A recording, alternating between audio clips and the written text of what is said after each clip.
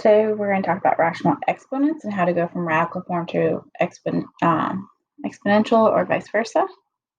So we can convert between radical and rational exponents. Sometimes one is easier to work with than another.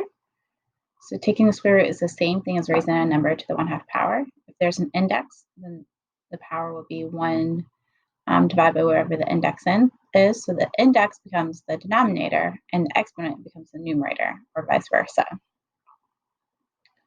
So the square root of a is a to the 1/2 power, the cube root of a is a to the 1/3 power, the fourth root of a is a to the 1/4 power, and the fifth root of a is the nth root of a is a to the 1/n power. Your exponent rules, this is review. When you multiply with exponents, we add them. We've already talked about that some. When we divide with exponents, we subtract.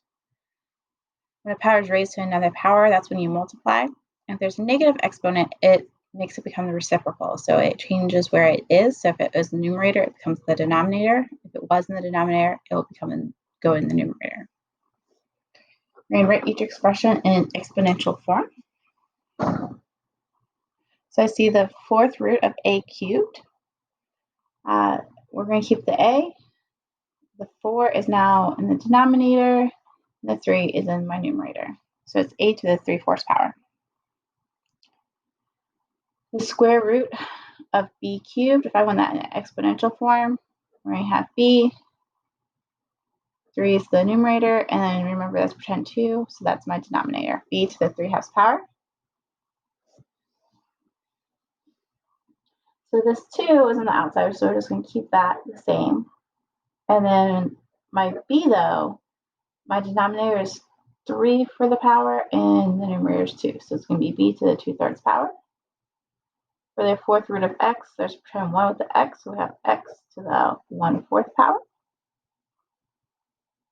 And then when you do the fifth root, see if any of them are nice even before you begin. So the fifth root of 32 is just 2.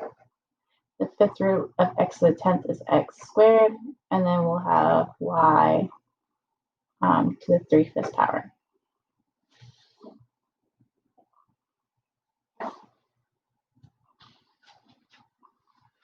Down below, we're going to simplify when possible. So we have x to the 1/7 times x to the 4/7. So we're going to add exponents. When we add with fractions, denominators match. They do, so we just add numerators. So we're going to have x to the 5/7 power,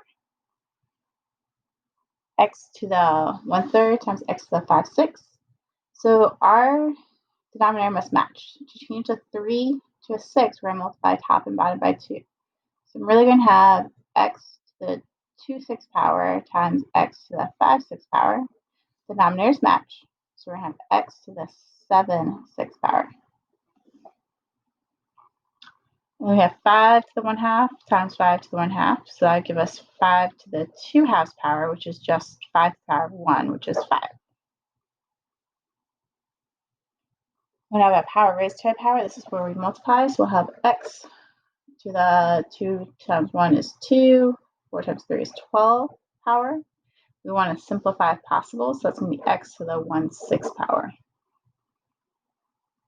Over here, we're going to divide the coefficients like normal. So 4 divided by 2 is 2.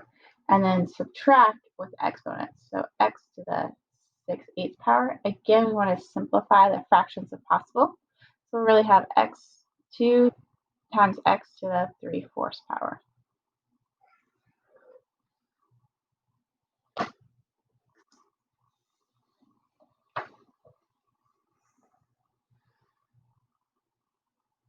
Now we're going to go the opposite way. We're going to see the exponential and we want to write in radical form.